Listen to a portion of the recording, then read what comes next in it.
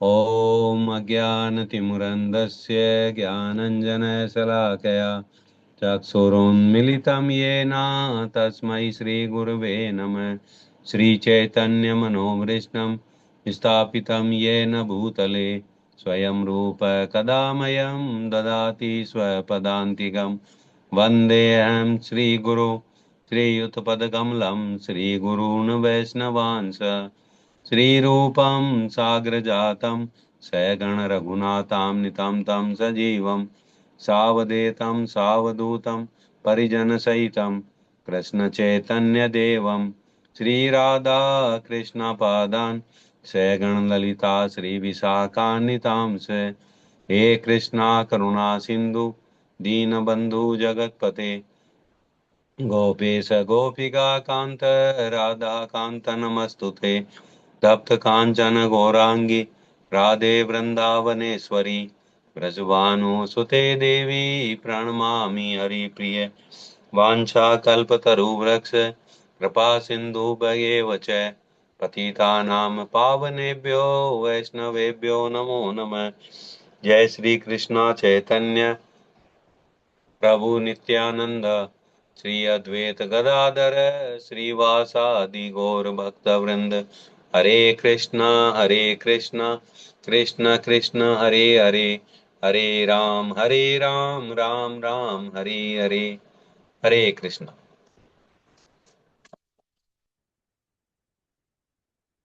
तो भी महाराज जी का वेट करें।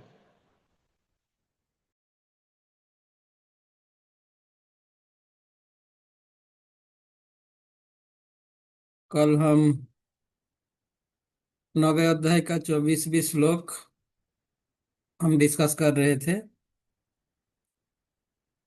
जिसमें देव उपासना कार्य का अधपतन के विषय में, देव उपासक का पतन होने के विषय में भगवान ने बताया। देव उपासक भगवान के तत्व को न जानने के कारण ये अधपतित होते हैं और जीवन लक्ष्य को प्राप्त नहीं कर पाता। तो इस संदर्भ में हमने काल के चर्चा के अंत में यह बात हमारी आया कि इससे हमें क्या प्रिंसिपल, क्या नीति शिक्षा हमें प्राप्त होता है, यह बताया गया था। कौन सी नीति प्राप्त होता है कि देवी देवता भगवान की विभूति है, भगवान के सेवक है। यदि इस ज्ञान में, इस बुद्धि में देव उपासना करते हैं कोई, तो उनका क्रम विकास होगा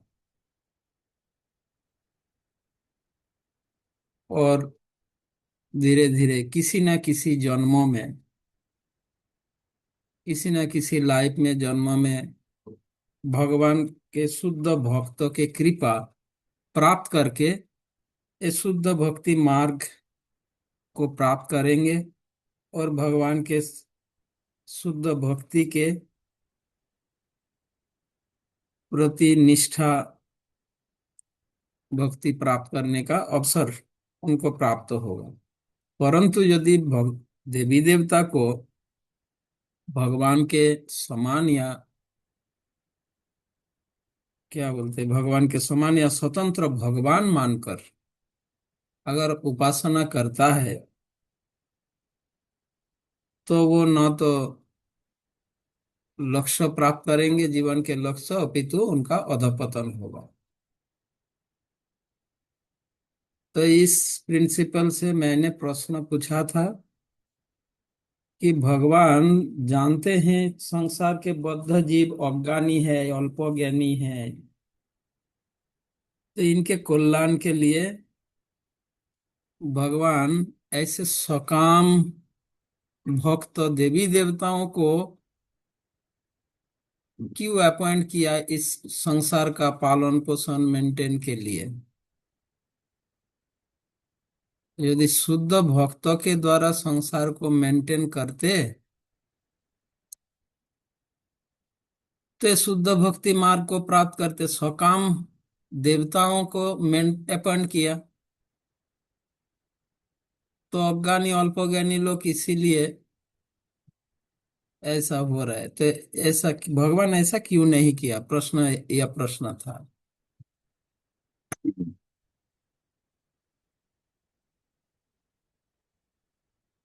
तो इसका क्या समाधान। कल शिरोमणि माता जी ने बताया कि यदि भगवान शुद्ध भक्तों को अपॉइंट करते,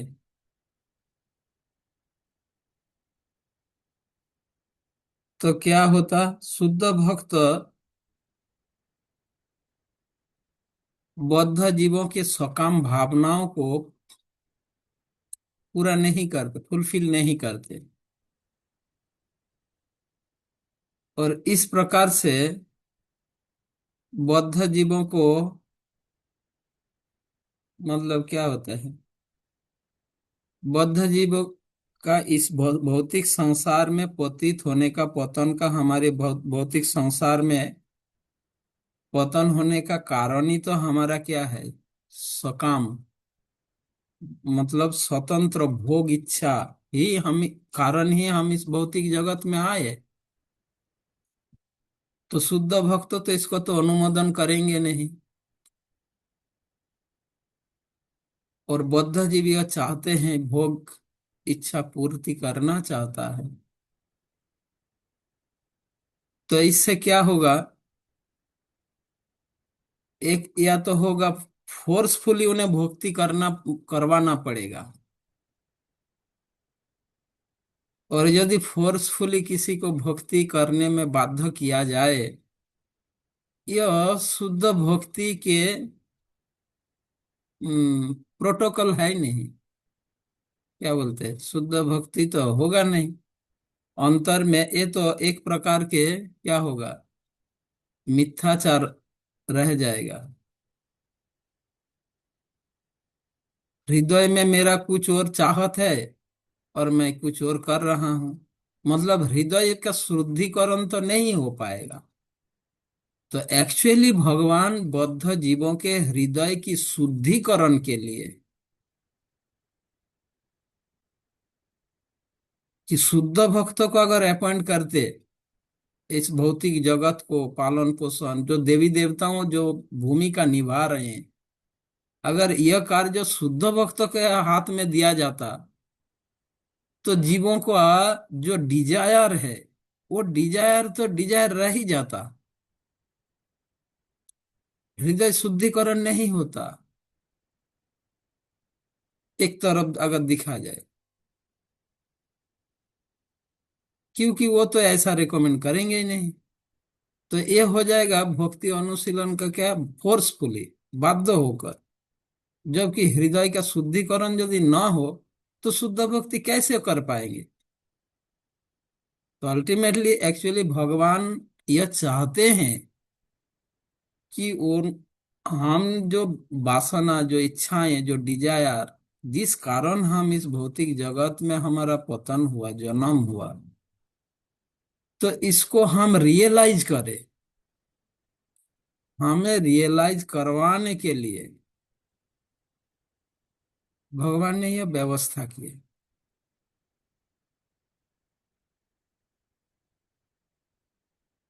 इस संबंध में मैं एक उदाहरण देता हूँ। श्रील प्रभुपाद गृहस्थ जीवन में थे। तो उनके जो छोट सबसे यंगेस्ट यंगर पुत्र जो था, सबसे छोटा पुत्र प्रभुपाद के, बच्चा था। तो ये फैन को पकड़ने जा रहे थे। ये पढ़ा आप लोग प्रभुपाद के बायोग्राफी में। वो बच्चा, वो जो फैन को पकड़ने, फैन घूम रहा था, तो इलेक्ट्रिक फैन, टेबल फैन, तो उसको पकड़ने जा रहा था। प्रभुपाद के वाइफ, मतलब वो बार बार उन्हें रोक रहे थे, पर वो रो रहा था, उसे पकड़ना है, जिद कर रहा था। तो प्रभुपाद ने उसे लेकर गया फैन के सामने, ले बोला, ले पकड़। और जैसे पकड़ने दिया तो उसका हाथ कटा। अंगुली कट गया। अब रोने लगा। अब उसको सीख मिला, नहीं ये पकड़ना नहीं चाहिए। पर उसकी माँ ने उनको बार बार रोक रही थी, उनको पकड़ने नहीं दे रही थी, पर वो मान नहीं रहा था। सो पकड़ना है, जिद कर रहा था। तो हमारा सिचुएशन ऐसा है, समझ आया? तो हम, भगवान अगर ऐसा करते, जैसे रूपद के वाइफ ने ऐसा कर रहा था, अरे ऐसा ऐसा मत करो, एक गलत ऐसा ना तुम, पर वो सुनेगा नहीं। उसको पकड़ना है वो फैन को। तो प्रभुपाद ने उसे ले गया फैन के पास, ले पकड़। और जैसे पकड़ने गया, उंगली कट गया। अब चिल्लाने लगा, रोने लगा। अब दोबारा वो फैन के पास हाथ नहीं ले गए। भगवान इस प्रकार हमें सुधारना चाहते हैं। तो यहाँ पर क्या प्रभुपाद नहीं जानते थे कि उसको ऐसा करने देना वो ये होगा? नहीं, यही उनका सुधारने का प्रोसेस है। क्योंकि वो इतना जिद कर बैठे। ठीक उसी प्रकार हमारे इतना जिद हो गया, हमें भोग करना है, एंजॉय करना है, तो भगवान ने ऐसा व्यवस्था। जस्ट समझने के लिए एक उदाहरण। तो ये भगवान की, इसलिए भगवान ऐसा नहीं किया। ऐसे स्वकाम भक्त देवी देवताओं के द्वारा मेंटेन करवाए, चलो इच्छा है दे दो, करो, भोग करो, रियलाइज करो ये भोग कितना कष्टदायक है, कितना, हाँ, कितना सफर करोगे तब जाके सीख मिलेगा। नहीं नहीं, अब नहीं थे। फिर स्वयं के स्वतंत्र शुद्ध भक्ति में मार्ग में तब आए। तो एक्चुअली रीजन है। अब इसके बाद भगवान बताएंगे।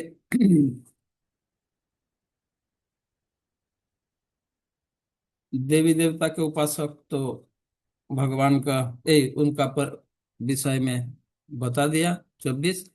अब 25वीं श्लोक में अलग अलग उपासनाकारी का गति अलग अलग होता है, परिणाम अलग अलग होता है, ये बता रहे हैं। हाँ माता जी, क्या बोल रहे हो? हरे कृष्ण महाराज जी, प्रणाम। महाराज जी, एक और मुझे का रीजन जो आया, क्या वो सही है कि अगर शुद्ध भक्त होते तो शुद्ध भक्त की क्वालिटी तो होती है, ब्राह्मणे गवि हस्तिनी सुनिचेव स्वपाके च, वो तो सबको एक जैसा देखते हैं, वो किसी में दोष ही नहीं देखते हैं। तो फिर कर्मों का जो प्रिंसिपल है, कर्म के अकॉर्डिंग हमें जो फल देने का है, वो तो दे ही नहीं पाते। नहीं, ऐसी बात नहीं है। हाँ, ये बात तो है, वो अगर शुद्ध भक्ति के स्तर पर रहेंगे तो मेंटेन नहीं कर पाएगा। पर शुद्ध भक्त ऐसा नहीं है। वो, उनको अगर जब कोई जिम्मेदारी दिया जाता है तो वो स्वयं को उसके अकॉर्डिंगली उसको वो एक्सेप्ट करता है। वो मध्यम अधिकारी के पद को स्वीकार करते हैं। ठीक है। जब शुद्ध भक्त को प्रचार का जिम्मेदारी भगवान देते हैं, तो शुद्ध भक्त तब उत्तम अधिकारी होकर भी उत्तम अधिकारी के पद पर नहीं रहते, वो मध्यम अधिकारी के पद को स्वीकार करते हैं।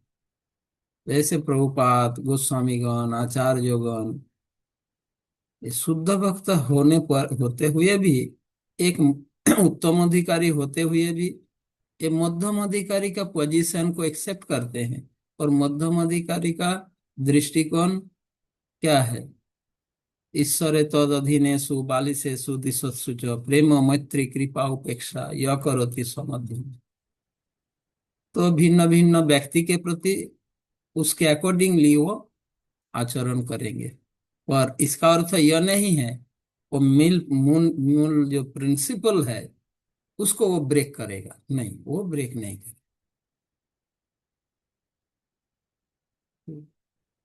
तो इस कारण ऐसी बात नहीं है कि शुद्ध भक्त जैसा सिचुएशन जैसे उस हिसाब से, ऐसा नहीं है। भगवान के भक्तों को जो स्थिति में भगवान डालेंगे उस स्थिति में ही वो उसको ये करता है। ऐसा नहीं कि वो अपने जगह में अड़े रहेंगे, हाँ वो सभी को समान ही दिखेंगे, नहीं ऐसी बात नहीं है। हाँ वो अगर उत्तम अधिकारी के पोजीशन में रहेंगे तो ऐसे ही करेंगे, परंतु उनको अगर कोई रिस्पॉन्सिबिलिटी दिया जाए तो वो उसके अकॉर्डिंगली करता है। ठीक है।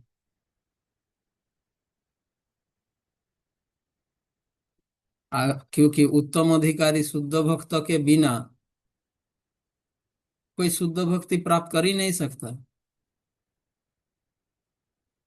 प्रचार तो शुद्ध भक्त ही कर सकता है, जीवों का हृदय का परिवर्तन शुद्ध भक्त ही कर सकता है, पर शुद्ध भक्त के जागा में रहकर नहीं कर सकता, उसको उतरना पड़ेगा। तो शुद्ध भक्त के जागा में शुद्ध भक्त रहकर जीवों को क्या बोलते हैं, उद्धार नहीं कर सकते, उसके लिए उनको उतारना पड़ेगा। ऐसा नहीं कि वो ऐसा करेंगे। तो प्रभुपाद अगर ऐसा ही रहते तो वो शिक्षा अपने बेटा को, अपने पुत्र को वो शिक्षा नहीं दे सकता था, उनको उतारना पड़ा। ले पकड़, अब सीख, देखो क्या क्या होता है ना। ठीक उसी प्रकार अब भिन्न भिन्न उपासकों का गति भिन्न भिन्न होता है। यह भगवान बता रहे 25 20 श्लोक। ऐसा नहीं कि किसी का भी उपासना करे तो गति एक ही होगा। कुछ लोग ऐसा सोचता है। कौन सी लोग? जो लोग यह सोचता है कि देवी देवता भगवान ये सब एक ही है, ऐसा समझने वाला।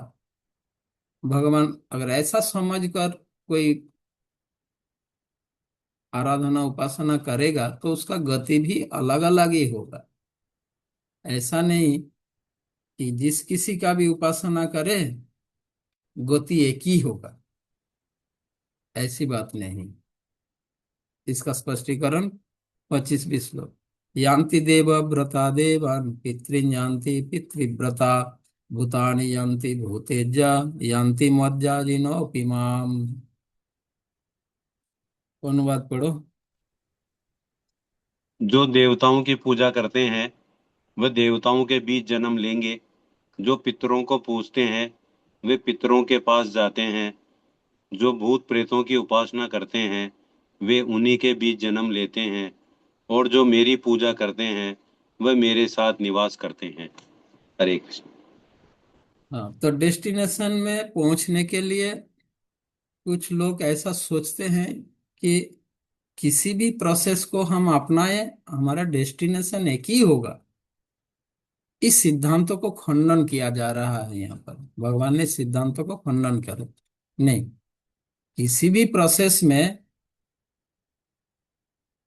हम एक ही डेस्टिनेशन को प्राप्त नहीं करेंगे। जो प्रोसेस होगा उसका डेस्टिनेशन भी अलग होगा।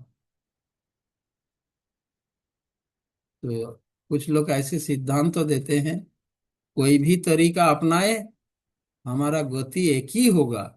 नहीं, यह गलत है, यह खंडन किया है।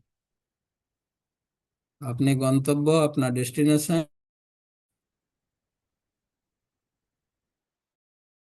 तय करता है हम कौन सा प्रोसेस अपना रहे हैं। प्रभुपाद ने उदाहरण दिया, कोई अगर मुंबई का ट्रेन का टिकट लिया और मुंबई जाने वाली ट्रेन में बैठा हो, जयपुर के व्यक्ति, जयपुर के रहने वाले व्यक्ति मुंबई जाने वाली ट्रेन में बैठा हो और वो जाना चाहता है कलकत्ता, और नहीं जा सकता, तो कहाँ जाएगा? वो मुंबई पहुंचेगा। और अगर वो सोचे मैं तो ट्रेन में तो बैठा हूं, चाहे ट्रेन कोई सा भी हो, मुंबई जाने वाली हो या बेंगलोर जाने वाली हो या कलकत्ता जाने वाली हो, सभी ट्रेन एक ही जगह जाएगी, ऐसा सोच सोच गलत है। यही भगवान बता, प्रभुपाद ने ऐसा उदाहरण दिया।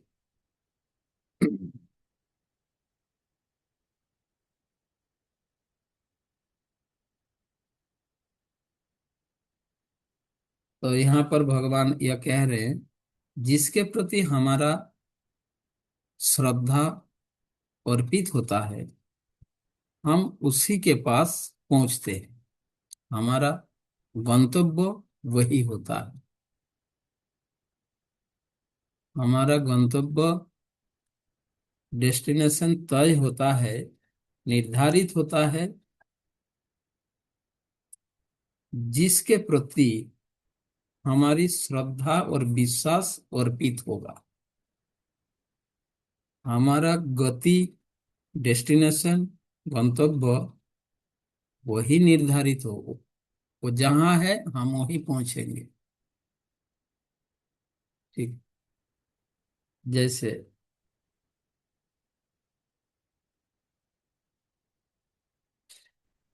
एक व्रत होता है, कर्मकांड में उल्लेख है, पौर्णमासी नामक एक व्रत होता है, कर्मकांड में उल्लेख है। इस व्रत पालन करने से व्यक्ति चंद्रलोक या सूर्यलोक में जाता है, गति प्राप्त हो। चंद्रलोक या सूर्यलोक में जाने के लिए ये दर्श पौर्णमासी सब व्रत पालन करना होता है।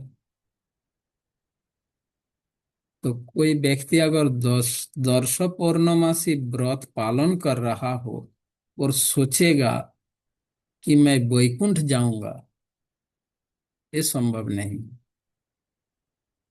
वो सूर्यलोक या चंद्रलोक जाएगा,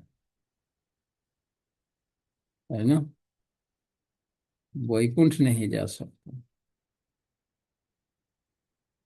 अब भौतिक उदाहरण लिया जाए। अगर आप हेलीकॉप्टर में बैठे हो, आप अमेरिका नहीं पहुंच सकते। हेलीकॉप्टर से आप अमेरिका नहीं जा सकते। उसके लिए आपको वैसा एरोप्लेन में बैठना होगा। और अमेरिका जा सकते हैं इंडिया से, ऐसा एरोप्लेन में आप क्या बोलते हैं, वो जो स्पेस में जाते हैं ना। रॉकेट। हाँ, रॉकेट। हाँ रॉकेट, रॉकेट जैसे जाते हैं, ऐसे आप एरोप्लेन से आप नहीं जा सकते।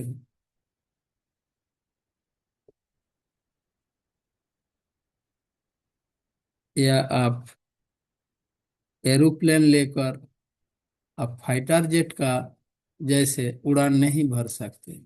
फाइटर जेट अलग होता है, रॉकेट अलग होता है।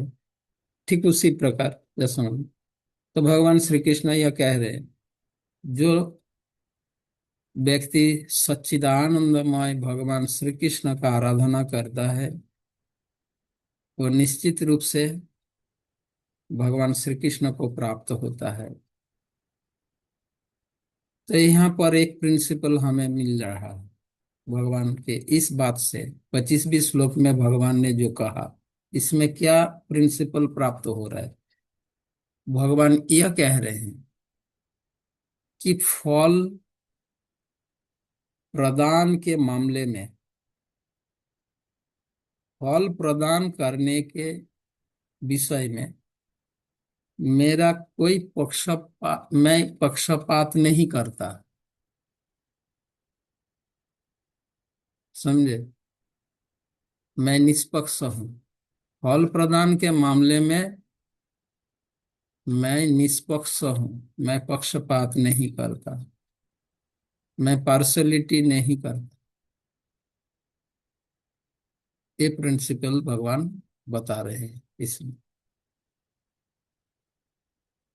जब आप गीता पढ़ोगे, भगवान के शास्त्र के जो भी भगवान या शास्त्र आचार्य जब कोई सिद्धांत तो दे रहा है, उस सिद्धांत को आपको ऐसे विचार करना है अध्ययन करते समय, इसमें प्रिंसिपल क्या है, क्या नीति क्या है। जब आप इस तरीके से अध्ययन करोगे और प्रिंसिपल निकालने में सक्षम होंगे अध्ययन के प्रैक्टिस के द्वारा, तभी आप उस सिद्धांतों को अपने व्यवहारिक जीवन में प्रयोग कर पाओगे। अन्यथा एक किताबी विद्या के रूप में ही आपके अंदर रहेगा। जब आप स्वयं अध्ययन के द्वारा, श्रवण के द्वारा उसका प्रिंसिपल क्या है, मूल नीति क्या है इसमें, ये निकालने में सक्षम होंगे। यह स्टडी या अध्ययन का लक्ष्य यह होता है। एक अध्ययनकारी का लक्ष्य यह होता है, एक गोल होता है।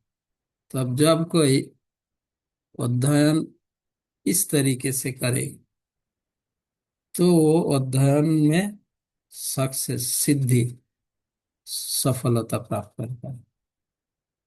तो मेरा कहने का मतलब यह है हम शास्त्र श्रवण करते हैं, अध्ययन करते हैं, श्रवण करते हैं, पर हम लक्ष्य क्यों, हम कैसे अध्ययन करना है, लक्ष्य क्या है, अध्ययन का लक्ष्य क्या है, ये हम भूल जाते हैं और इसमें हम ये नहीं करते। और जिस कारण हम लंबी समय तक श्रवण तो करते हैं पर श्रवण का फल, बेनिफिट, हम लाभ उठा नहीं पाते। बस यही आपको ये करने के लिए मैं इस तरीके से बताता हूँ। एक गीता माधुर्य क्लास ऐसे लेक्चर के रूप में नहीं, जो नॉर्मली मंदिरों में या सत्संग में जो लेक्चर दिया जाता है, ये स्टाइल नहीं है। इस क्लास का उद्देश्य है आपको कैसे शास्त्र श्रवण करना है, कैसे शास्त्र अध्ययन करना है, वो टिप्स सिखाना, समझाना, इसका पर्पस यह है। ठीक है। तो इस श्लोक में भगवान क्या नीति दे रहे हैं, क्या प्रिंसिपल सिखा रहे हैं, प्रिंसिपल क्या बता रहे हैं। भगवान यही बता रहे हैं कि रिजल्ट देने में, फल प्रदान करने में, बद्ध जीव जो कार्य कर्म करते हैं, उस कर्म के परिणाम जो उन्हें प्राप्त होता है, भगवान ही परिणाम देते हैं। और उस परिणाम देने में इस मामले में वो पार्शलिटी नहीं करते, पक्षपात नहीं करते। जो सिस्टम है निष्पक्ष रूप में वो जीवों का कर्मों का फल प्रदान करते हैं। अगर पार्शलिटी करता तो क्या होता,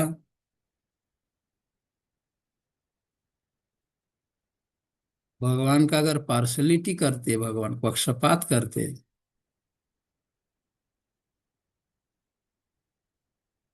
तो कैसा होता बोलो।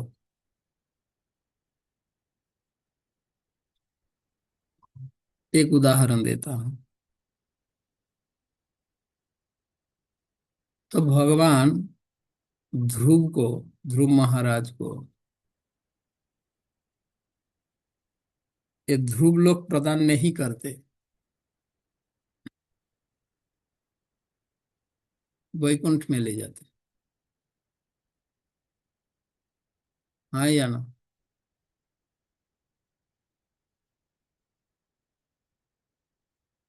क्योंकि उन्होंने ऐसा ही वासना किया, ऐसा ही किया, उनको भगवान ने दिया।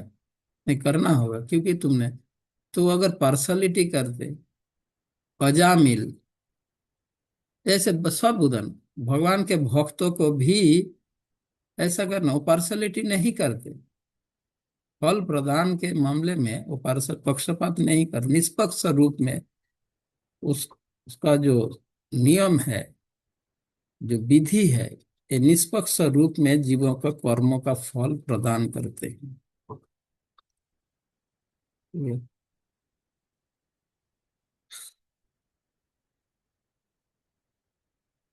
अब इस श्लोक के तात्पर्य जो है, तात्पर्य में श्रील प्रभुपाद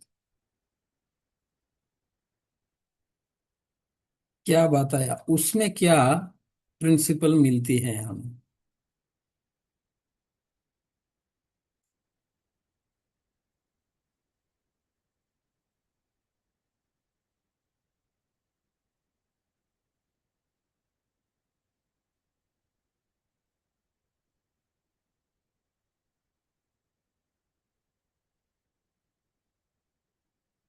प्रभुपाद इस श्लोक के तात्पर्य में जो बताया, जिसका मूल नीति यही है यहाँ पर, कि केवल मात्र हरे कृष्ण महामंत्र कीर्तन के माध्यम से भगवत धाम जाया जा सकता है। सकता नहीं, जा सकते हैं, मतलब जाते हैं। केवल मात्र हरे कृष्ण महामंत्र कीर्तन के माध्यम से भगवत धाम, वैकुंठ लोक जाने का हाँ, एक निश्चित प्रोसेस, पंथा है। एक निश्चित पंथा मतलब अ, श्रेष्ठ निश्चित पंथा, कृष्ण भावनामृत या भक्ति योग के माध्यम से हम सभी भगवान श्री कृष्ण के परम धाम गोलोक वृंदावन, तो कृष्ण भावनामृत, कृष्ण भावनामय भक्ति योग हम सभी को भगवान श्री कृष्ण के परम धाम गोलोक वृंदावन में हमें ले जाने में सक्षम है। कृष्ण भावनामृत आंदोलन इस दिव्य सूचना को समूचे मानव समाज में वितरित करता है कि केवल हरे कृष्ण मंत्र के जप से ही मनुष्य सिद्ध हो सकता है और भगवत धाम को वापस जा सकता है। तात्पर्य के अंतिम लाइन भगवान ये बताया।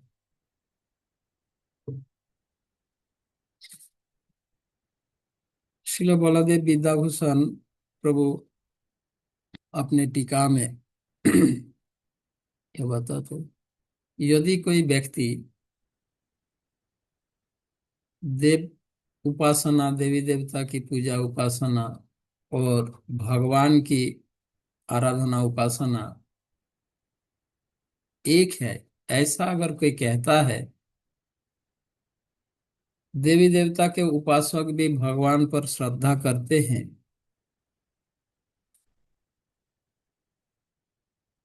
ऐसे बहुत देव उपासक आप देखेंगे संसार में, देवी देवता का आराधना उपासना करता है और भगवान कृष्ण पर भी श्रद्धा करते हैं। ऐसा लोग है या नहीं संसार में? तो बलदेव विद्याभूषण प्रभु इस संबंध में यह बताते हैं कि जो लोग देवी देवता का उपासना करते हैं और कृष्ण पर भी श्रद्धा रखते हैं, भगवान पर भी श्रद्धा रखते हैं, पर देवी देवता का आराधना करते हैं और सोचता है दोनों उपासना एक ही है,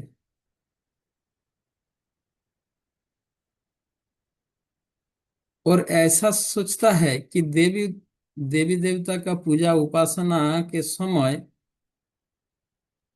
ये भगवान नारायण की भी पूजा कर रहे हैं, अगर ऐसा सोचने वालों ऐसा सोचने वालों के लिए बलदेव विद्याभूषण प्रभु कहते हैं कि ऐसे लोग केवल अपना डिजायर पूर्ति के लिए ऐसा करता है,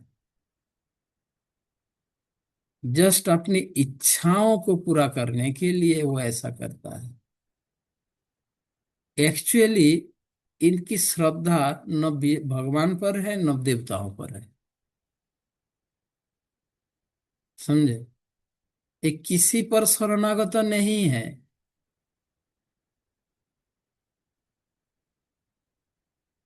इनका एकमात्र समर्पित मतलब भाव यही होता है, वो अपना इच्छा पूरा करना चाहता है।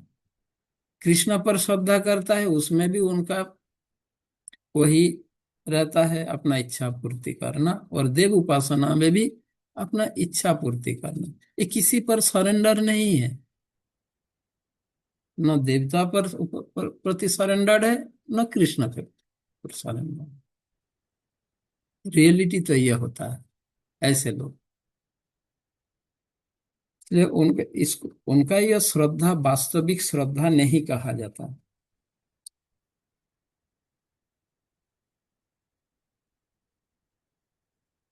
ठीक है, तो जहां जो होता है वहां जाके वो श्रद्धा प्रदर्शित करता है। उनका यह श्रद्धा प्रदर्शन ये समर्पित भाव नहीं होता।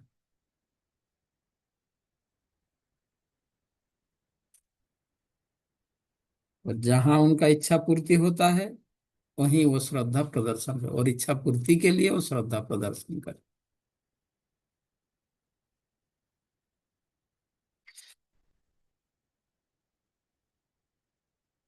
ठीक है,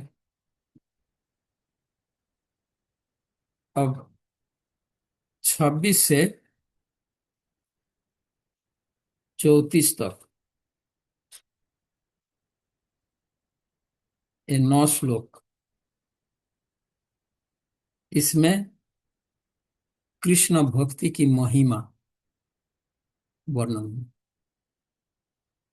शुद्ध भक्ति योग कृष्ण भक्ति का महिमा का वर्णन है 26 से 34 तक। 26वीं श्लोक में कृष्ण भक्ति अनुशीलन अत्यंत सरल है, आसान है, यह बताया गया, और यह सार्वजनिक है। कृष्ण भक्ति अनुशीलन सरल, आसान और सार्वजनिक। कृष्ण भक्ति का अनुशीलन सहज, सरल, आसान, ये 26वीं श्लोक में बता रहे हैं। और ठीक है, आज टाइम हो गया, हम कल करेंगे कृष्ण भावनामृत का कृष्ण भक्ति का महिमा 26 से 34 तक। हरे कृष्ण। जय श्रील प्रभुपाद की जय। हरे कृष्ण महाराज जी, बहुत बहुत धन्यवाद आपका। तो महाराज जी के लिए एक बार हरे कृष्ण महामंत्र बोलेंगे। हरे कृष्ण कृष्ण कृष्ण हरे हरे, हरे राम राम हरे।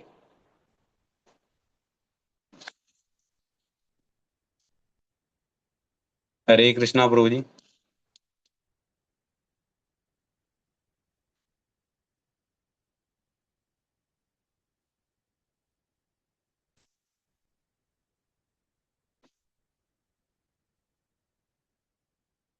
हरे कृष्णा प्रभु जी। हरे कृष्णा ब्रो।